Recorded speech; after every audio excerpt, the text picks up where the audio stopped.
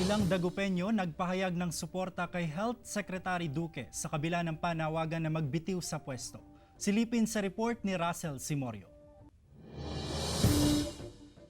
Sa gitna ng kinakaharap na krisis na bunso ng COVID-19 pandemic, pinagbibitiw sa pwesto ng ilang senador si Department of Health Secretary Francisco Duque III. Sa inihaing resolusyon ng ilang senador, sinabing bigo sa pamumuno, nagkaroon ng kapabayaan at kakulangan sa paghahanda ang kalihim at ang buong kagawaran sa pagtupad sa tungkulin na labanan ng COVID-19. Nirerespeto naman daw ni Duque ang opinyon ng mga senador. Sa official statement ni Duque, sinabing sasagutin niya ang aligasyon na ipinupukol sa kanya. Pero ngayon, nakatuon pa rin ang pansin niya sa paglaban sa COVID-19 at mananatili siya sa pwesto hanggat may tiwala sa kanya ang Pangulo. Nagpahayag naman ng suporta ang Ilang Dagupenyo na kababayan ni Duque. Talagang mahirap itong kaya kailangan hindi dapat na mag-resign si Duque.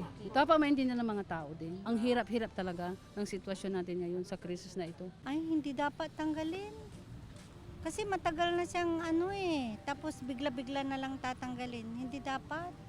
Kasi marunong naman siya eh. Ayon sa isang political analyst, posibleng maapektuhan ang laban sa COVID-19 kung magsisisihan ng gobyerno kung sinong mananagot sa COVID-19 pandemic.